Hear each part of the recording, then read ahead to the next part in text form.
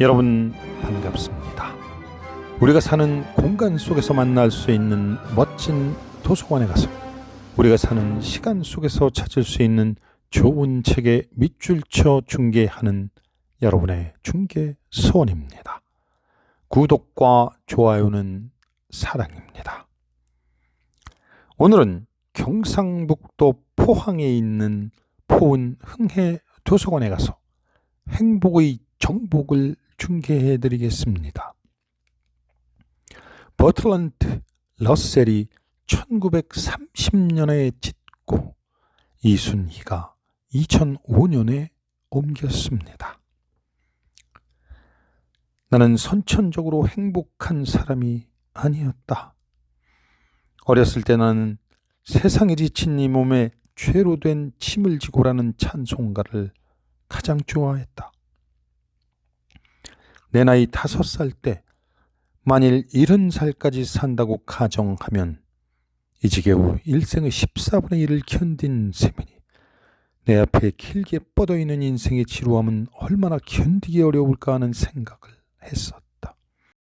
사춘기 때는 삶을 증오해서 늘 자살할 생각을 품고 있었지만 수학에 대해서 좀 더 알고 싶다는 욕구 때문에 자살 충동을 자제할 수 있었다. 하지만 지금 나는 삶을 즐기고 있다. 한 해 한 해를 맞이할 때마다 나의 삶은 점점 즐거워질 것이다.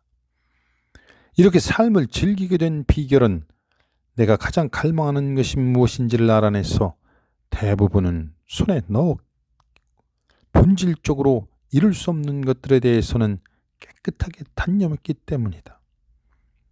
예를 들어 나는 어떤 것들에 대해 의심의 여지가 없이 명확한 지식을 얻고자 하는 욕심 따위는 단념했다. 하지만 무엇보다도 내가 삶을 즐기게 된 주된 비결은 자신에 대한 집착을 줄였다는 데 있다. 청교도적인 교육을 받은 사람들이 흔히 그렇듯이 나 또한 자신의 죄와 어리석음, 결점에 대해 깊이 생각하는 버릇이 있었다. 그랬으니 나 자신을 불행한 괴짜로 여겼던 것은 당연한 일이었다. 나는 차차 자신과 자신의 결점을 대수롭지 않게 여기는 법을 배워나갔다. 나는 외부의 대상들, 즉 세상 돌아가는 것, 여러 분야의 지식, 그리고 내가 호감을 느끼는 사람들에 대해서 더욱 관심을 기울이게 되었다. 외부적인 대상에 관심을 기울이는 것 역시 그 나름대로 고통을 부를 수 있다. 세상이 전쟁의 구렁텅이로 떨어지기도 하고 어떤 분야에서 지식을 습득하는데 어려움을 겪기도 하고 친구들이 죽기도 한다. 하지만 이런 종류의 고통은 자신에 대한 혐오로 생기는 고통과는 달리 삶의 본질적인 부분까지 파괴하지는 않는다. 외부에 대한 관심은 어떤 활동을 할 마음을 불러일으키는데 그 관심이 살아있는 한 사람은 결코 권태를 느끼지 않는다. 하지만 자신에 대한 관심은 어떤 적극적인 활동으로 이어지기 힘들다. 기껏해야 일기 쓰기에 매달린다거나 정신분석을 받으러 정신과에 다닌다거나 승려가 되거나 할 뿐이다. 하지만 승려가 된 사람도 규칙적인 수도 생활에 쫓겨 자신의 영혼을 잊을 수 있어야만 비로소 행복을 누릴 수 있다. 승려가 종교의 귀한 덕분에 누리고 있다고 믿는 행복은 그가 어쩔 수 없어서 도로 청소원이 되었더라도 누릴 수 있었던 행복에 불과하다. 지나치게 자기 자신에게 몰입하는 사람의 불행해진 사람이 행복해질 수 있는 유일한 방법은 외부적인 훈련뿐이다. 자기 자신에게 몰입하는 사람도 여러 종류가 있다. 우리가 흔히 볼 수 있는 3가지 유형으로 죄인, 자기도취에 빠진 사람, 그리고 과대망상에 걸린 사람을 들 수 있다. 내가 말하는 죄인은 실제로 범죄를 저지른 사람이라는 뜻이 아니다. 죄는 어떻게 정의하느냐에 따라 누구나 저지르기 마련인 것이 될 수도 있고 아무도 저지르지 않는 것이 될 수도 있다. 내가 말하는 죄인이란 죄의식에 사로잡힌 사람을 가리킨다. 이런 사람은 끊임없이 자기 자신을 탓한다. 만약 이런 사람이 종교를 가지고 있다면 스스로 자신을 꾸짖으면서 이를 하나님의 꾸짖음이라고 해석한다. 이런 사람들은 마음속에 그렇게 되어야 한다고 생각하는 자신의 모습을 가지고 있다. 그런데 자신의 현실적인 모습과 마음속의 자아상이 끊임없이 갈등을 일으킨다. 걱정하고 있는 문제가 대단치 않은 것임을 깨닫는 것만으로도 상당히 많은 걱정을 줄일 수 있다. 나는 지금까지 상당히 많은 대중연설을 해왔다. 처음에는 청중 앞에 서기만 해도 겁을 먹고 긴장해서 형편없는 연설을 했다. 연설을 하는 것이 너무 무시무시해서 나는 늘 연단으로 나가기 전에 내 다리를 부러뜨리고 싶은 심정이었다. 그리고 연설을 마치고 나면 신경이 곤두세웠던 탓에 녹초가 되곤 했다. 차츰 나는 연설을 잘하든 못하든 우주는 전혀 변함이 없으며 연설의 성공 여부가 큰 의미를 가지는 것은 아니라는 점을 터득해 나갔다. 게다가 연설을 잘하느냐 못하느냐에 신경을 덜 쓸수록 연설 솜씨가 더 나아진다는 것도 깨달았다. 이렇게 차츰 정신적 긴장이 덜해지면서 마침내는 거의 긴장을 느끼지 않게 되었다. 정신적 피로 중에는 이런 방식으로 해결할 수 있는 경우가 많다. 나의 행동은 내가 흔히 생각하는 것만큼 중요한 것은 아니며 결국 내가 성공하느냐 실패하느냐 또한 그리 중요한 일이 아니다. 인간은 아무리 큰 슬픔도 이겨낼 수 있다. 마치 인생의 행복을 끝장나게 할 것처럼 보이던 심각한 고민도 시간이 지남에 따라 차츰 사그라져 나중엔 그 고민이 얼마나 강렬했는지조차 거의 기억할 수 없게 된다. 자기중심적 사고에서 벗어나면 자신의 자아는 세상에서 그리 큰 부분을 차지하지 못한다는 것을 알게 된다. 자신의 생각과 희망을 자아를 넘어서는 어떤 것에 집중할 수 있는 사람은 일상생활의 걱정거리 속에서도 어느 정도 평화를 얻을 수 있다. 이것은 완전히 자기중심적인 사람에게는 불가능한 일이다. 신경위생학이라고 부를 만한 분야에 대한 연구는 거의 이루어지지 않고 있다. 산업심리학은 피로에 대해 정밀한 연구를 진행해 왔으며 상당히 오랫동안 어떤 일을 계속하다 보면 피로해진다는 사실을 통계를 통해 입증하고 있다. 이런 결론은 과학적인 연구가 많이 이루어지지 않더라도 충분히 짐작할 수 있는 것이다. 학습과 관련된 아동의 피로에 관한 연구는 많이 있는 편이지만 심리학자들이 진행해온 피로에 관한 연구는 주로 육체적인 피로와 관련된 것들이다. 그러나 이러한 학계의 연구가 건드리지 않고 있는 중요한 문제가 하나 있다. 현대사회에서 중요한 감성적인 피로에 대한 것이다. 두뇌 활동을 많이 해서 피곤한 것은 근육 활동을 많이 해서 피곤한 것과 마찬가지로 수면을 통해 해결할 수 있다. 치밀한 계산 작업처럼 감성과는 전혀 관계없는 두뇌 활동을 많이 하는 사람은 잠으로 하루를 마감하면서 하루 동안 쌓인 피로를 털어낸다. 사람을 상하게 하는 것은 과로라고 하지만 실제로 사람을 상하게 하는 것은 과로가 아니라 특정한 종류의 걱정이나 불안이다. 감성적 피로가 가진 문제는 그것이 휴식을 방해한다는 점이다. 사람은 피곤할수록 그 피곤에서 벗어나는 것이 점점 더 어려워진다. 자신의 일이 몹시 중요하기 때문에 쉬기라도 하면 큰일 날 거라고 생각하는 것은 신경쇠약에 가까워지고 있다는 징조다. 내가 의사라면 자신의 일이 중요하다고 생각하는 환자들에게 일에서 벗어나 휴가를 얻으라고 처방할 것이다. 일 때문에 빚어진 듯 보이는 신경쇠약의 실제 원인은 바로 감성적인 문제에 있다. 내가 개인적으로 알고 있는 경우들은 모두 다음과 같은 공식이 적용될 수 있다. 신경쇠약을 앓고 있는 환자는 일이라는 수단을 통해서 감성적인 문제에서 벗어나려고 애쓰는 사람이다.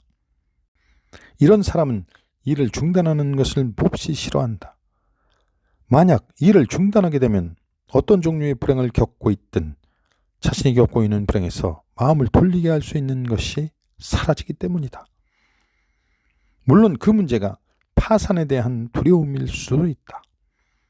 이 경우에 그 일과 걱정은 직접적인 관련을 가지고 있다. 이런 경우에도 그는 걱정 때문에 쉬지도 않고 일하게 되고 이렇게 되면 판단력이 흐려져서 오히려 일을 덜 할 때보다 더 파산을 앞당기게 된다. 언제나 문제를 일으키는 것은 일이 아니라 감정적인 병이다.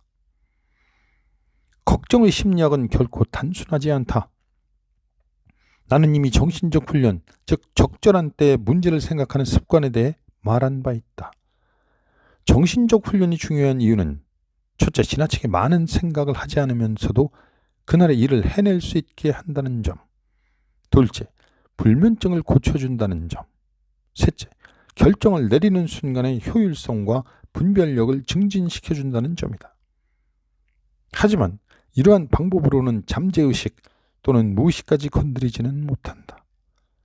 심각한 걱정거리를 안고 있을 때는 의식의 저 아래에 있는 잠재의식과 무의식까지 뚫고 들어가는 방법이 아니고서는 그다지 효과가 없다. 심리학자들은 무의식이 의식에 끼치는 영향에 대해 상당히 많은 연구를 해왔다. 그에 비하면 의식이 무의식에 끼치는 영향에 대한 연구는 훨씬 적은 편이다. 하지만 후자는 정신건강의 면에서 대단히 중요하다. 이성적 확신이 무의식의 영역에서 효과를 나타내기 위해서는 후자에 대한 이해가 필수적이다. 오늘날 사회에서 상당한 학식을 갖춘 사람들 중 가장 행복하게 살고 있는 이들은 바로 과학자들이다. 저명한 과학자들은 대부분 감정적으로 단순하며 자신의 직업에서 얻는 만족감이 대단히 크기 때문에 음식을 먹는 데서도 기쁨을 얻고 결혼 생활에서도 기쁨을 얻는다.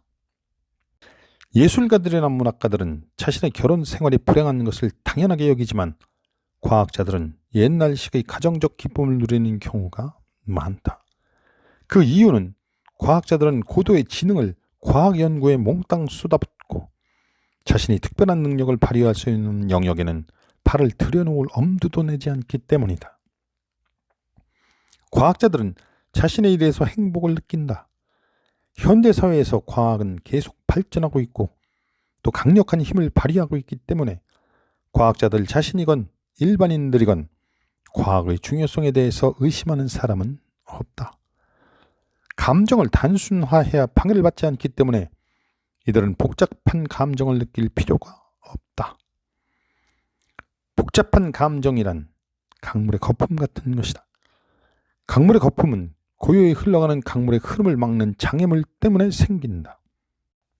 그러나 장애물이 가로막지 않는 한 강 표면에는 잔물결이 생기지 않기 때문에 부주의한 관찰자들은 강물이 흘러가게 하는 그 에너지의 힘이 얼마나 큰지 분명하게 인식하지 못한다.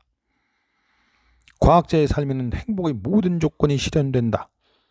그는 자신의 능력을 최대한 발휘할 수 있는 일을 가지고 있고 자신뿐만 아니라 일반인들의 눈에도 중요하게 보이는 업적을 달성한다.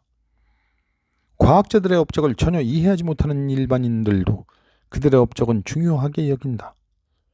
과학자가 예술가보다 행복한 이유가 바로 이것이다. 일반인들은 그림이나 시를 이해할 수 없으면 나쁜 그림, 나쁜 시라고 결론을 내린다. 하지만 상대성 이론을 이해하지 못하는 사람들은 자신의 지식이 부족하다고 결론을 내린다. 결국 최고 실력의 화가들이 다락방 안에서 굶주리고 있는 동안 아인슈타인은 만인의 존경을 받는다. 화가들이 괴로워하고 있는 동안 아인슈타인은 행복을 누린다. 대부분의 인간들이 보이는 회의적인 태도에 맞서서 끊임없이 자기 주장을 되새겨야 하는 생활을 하면서 진정한 행복을 느낄 수 있는 사람은 거의 없을 것이다. 그렇기 때문에 대부분의 예술가들은 뜻을 같이 하는 동아리 속에 파묻힌 채 냉혹한 바깥 세계를 잊고 사는 경향이 있다. 과학자는 뜻을 같이 할 동아리가 필요하지 않다. 같은 과학자들을 제외하면 모든 사람들로부터 존경을 받기 때문이다. 하지만 예술가는 멸시당하며 살 것인가 아니면 비굴하게 살 것인가 이 둘 중 하나를 선택해야 하는 고통스러운 상황에 놓여 있다. 인류급의 재능을 가진 예술가라면 이 두 가지 불행 중 어느 하나와 마주쳐야 한다. 자기 재능을 끝까지 발휘하려고 한다면 멸시당하며 살 것이고 그것을 포기한다면 비굴한 삶을 살게 될 것이다. 물론 언제 어디서나 똑같은 상황이었던 것은 아니다. 젊고 훌륭한 예술가들이 존경받던 시절도 있었다. 율리우스 2세는 미켈란젤로를 혹사시켰을지는 모르지만 미켈란젤로가 그림을 그리는 재주가 없다고 생각하지는 않았다. 현대에는 이미 힘을 잃어버린 늙은 예술가에게 돈을 뿌리는 백만장자들이 있기는 하지만 그들은 예술가들의 일이 자기 일과 마찬가지로 중요하다고 생각하지 않는다. 평균적으로 볼 때 예술가가 과학자만큼 행복하게 살지 못한다는 사실은 이런 상황과 관련이 있는 것 같다. 일이란 행복의 원인인가 불행의 원인인가 하는 문제는 까다로운 것이다. 지나치게 따분한 일도 많이 있으며 지나치게 많은 일이 큰 고통을 주는 것도 사실이다. 그러나 일이 지나치게 많은 경우만 아니라면 대부분의 사람들은 상당히 재미없는 일이라도 하는 것이 빈둥거리는 것보다는 덜 괴롭다고 생각한다. 일에도 여러 등급을 매길 수 있다. 일의 특성과 일하는 사람의 능력에 따라서 그저 권태를 덜어주는 일부터 가장 심오한 기쁨을 주는 일까지 다양하게 나눌 수 있다. 대부분의 사람들이 해야 하는 일들은 그 자체로는 재미없는 것들이 많지만 그런 일 역시 중요한 장점을 몇 가지 가지고 있다. 일이 가진 첫 번째 장점은 하루 종일 무엇을 할까 신경 쓸 필요 없이 하루의 대부분을 메워준다는 점이다. 대부분의 사람들은 마음대로 시간을 쓸 수 있는 자유가 주어지면 보람이 있으면서도 즐거운 일은 없을까 생각하느라 절절맨다. 또 어떤 결정을 내린 경우에도 다른 일이 더 즐거웠을 것 같다고 생각하며 안타까워한다. 자유시간을 슬기롭게 이용할 수 있다는 것은 문명이 제공하는 마지막 선물로 오늘날 이러한 경지에 도달한 사람은 얼마 되지 않는다. 더구나 마음대로 선택하는 과정 자체도 권태롭다. 남다른 독창성을 가진 사람이 아닌 한 하루 중 어느 시간에 어떤 일을 해야 하는지 지시받는다는 것은 상당히 기분 좋은 일이다. 물론 이것은 그 지시가 지나치게 불쾌해서는 안 된다는 것을 전제로 하는 말이다. 할 일이 없는 부자들 중에는 단조롭고 고된 일에서 벗어난 대신 말할 수 없는 권태에 시달리는 사람이 많다. 이들은 가끔씩 아프리카에 가서 커다란 짐승을 사냥하거나 비행기로 세계 일주를 하면서 마음의 위안을 얻는다. 하지만 그렇게 신나는 일들이 끝없이 많지도 않은 데다가 젊음이 시든 후에는 더욱 사정이 딱해진다. 따라서 부자들 중에서도 영리한 사람들은 가난한 사람들처럼 열심히 일한다. 부유한 여성들은 대단히 중요한 일이라고 굳게 믿으면서 수없이 많은 사소한 일들을 하느라 분주하게 살아간다. 그러므로 권태의 예방책으로 가장 적절하고 바람직한 것은 일이다. 재미는 없지만 꼭 필요한 일을 하는 동안에 느끼는 권태는 하는 일 없이 허송세월하는 사람이 느끼는 권태에 비하면 아무것도 아니다. 일은 이것 말고도 다른 장점도 가지고 있는데 그것은 바로 일이 있기 때문에 다가오는 휴일이 훨씬 더 달콤해진다는 것이다. 원기를 잃을 정도로 힘든 일을 해야 하는 경우가 아닌 한 일을 하는 사람은 아무 일도 하지 않는 사람에 비해서 자유시간에 훨씬 많은 열정을 가지게 마련이다. 대부분의 보수를 받는 일이나 보수가 없는 특정한 일을 가진 두 번째 장점은 성공을 이룰 기회와 희망을 달성할 기회가 열려 있다는 점이다. 대부분의 경우 일에서 성공을 거두었느냐 아니냐는 그 일을 해서 벌어들이는 수입에 의해 측정된다. 이것은 자본주의 사회가 계속되는 동안에는 불가피하다. 이러한 계산법이 통하지 않는 것은 가장 훌륭한 일과 관련되었을 때뿐이다. 수입을 늘리고 싶다는 욕망이나 보다 많은 수입이 가져다주는 안락함을 누리고 싶다는 욕망은 모두 성공하고 싶은 욕망이다. 이름을 떨칠 수 있게 된다면 아무리 지루한 일이라도 참을 수 있다. 그 일이 넓은 세상에 이름을 떨치는 일이냐 아니면 자기가 속한 계층에 이름을 떨치는 일이냐 하는 것은 그다지 중요하지 않다. 자신의 야망을 지속시키는 것은 최종적인 행복에 도달할 수 있게 해주는 본질적인 요소 중에 하나인데 대부분의 사람들은 대개 일을 통해서만 야망을 지속시킬 수 있다. 이런 점에서 볼 때 가사에 전념하는 여성들은 남성들이나 가정 밖에서 일하는 여성들보다 훨씬 불행한 사람들이다. 가정에 묶인 아내는 임금도 받지 못하고 자기 자신을 향상시킬 수 있는 방법도 전혀 없다. 아내들은 자신들이 하는 일에 대해서 실제로 아는 것은 하나도 없는 남편에게서 당연히 그런 일을 해야 하는 사람으로 취급받으며 집안 살림을 어떻게 하느냐로 평가받는 것이 아니라 전혀 다른 각도에서 평가받는다. 물론 집과 정원을 아름답게 꾸미면서 이웃의 부러움을 살 수 있을 만큼 부유한 여성들은 예외겠지만 이런 여성들의 수는 상당히 적다. 대부분의 경우 살림만 해서는 남성들이나 직장 여성들이 직업을 통해 얻는 것과 같은 만족을 얻을 수 없다. 어떤 행위가 그 행위를 하는 사람에게 어떤 영향을 미치느냐는 것은 행위를 하는 순간의 마음 상태에 따라서 천차만별일 것이다.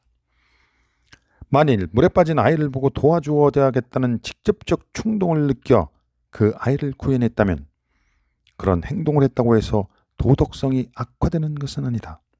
하지만 곤경에 빠진 사람을 돕는 것은 선행이고 나는 선한 사람이 되길 원하니까 이 아이를 구해야 한다고 생각한다면 이 사람은 그런 생각을 하지 않았을 때와 비교할 때 도덕적으로 훨씬 나쁜 사람이 되는 것이다. 이런 극단적인 이에 적용되는 사실은 이보다 극단적이지 않은 다른 많은 경우에도 적용된다. 내가 권장하는 생활 태도와 전통적인 도덕인들이 권장하는 생활 태도 사이에는 또 한 가지 차이점이 있는데 그것은 앞의 것에 비해 약간 미묘한 것이다. 예를 들어 전통적인 도덕인은 사랑은 이기적인 것이 아니어야 한다고 말할 것이다. 어떤 의미에서는 그 말이 옳다. 사랑은 어떤 한도를 넘어설 만큼 이기적이어서는 안 된다. 그러나 누구나 알고 있듯이 어떤 사람이 사랑에 성공하느냐 하는 것은 그 사람 자신의 행복과 깊은 연관을 가지고 있다.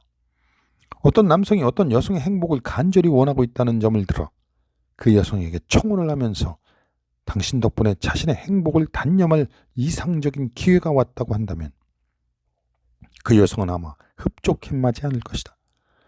우리는 마땅히 사랑하는 사람의 행복을 바라야 한다. 그러나 자기 자신의 행복을 포기하고 상대방의 행복을 바라는 것은 옳지 않다.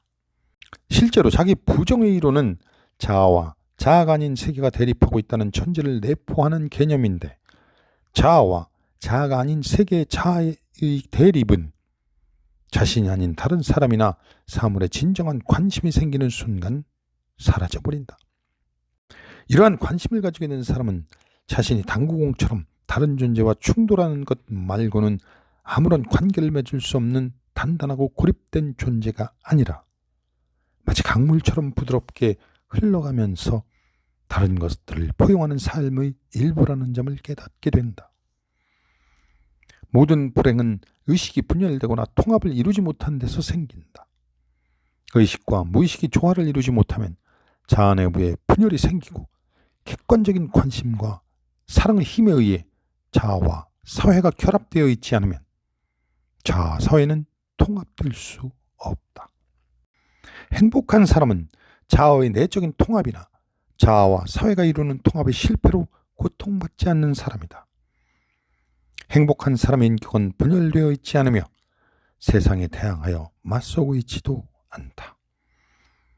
행복한 사람은 자신이 우주를 구성하고 있는 한 성원임을 자각하고 우주가 베푸는 아름다운 광경과 기쁨을 누린다.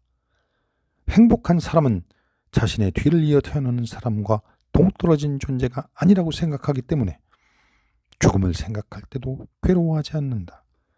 마음속 깊은 곳에 본능을 쫓아서 강물처럼 흘러가는 삶에 충분히 몸을 맡길 때 우리는 가장 큰 행복을 발견할 수 있다. 여기서 버틀랜드 러셀과 함께 걸었던 중개서원의 산책을 마치겠습니다.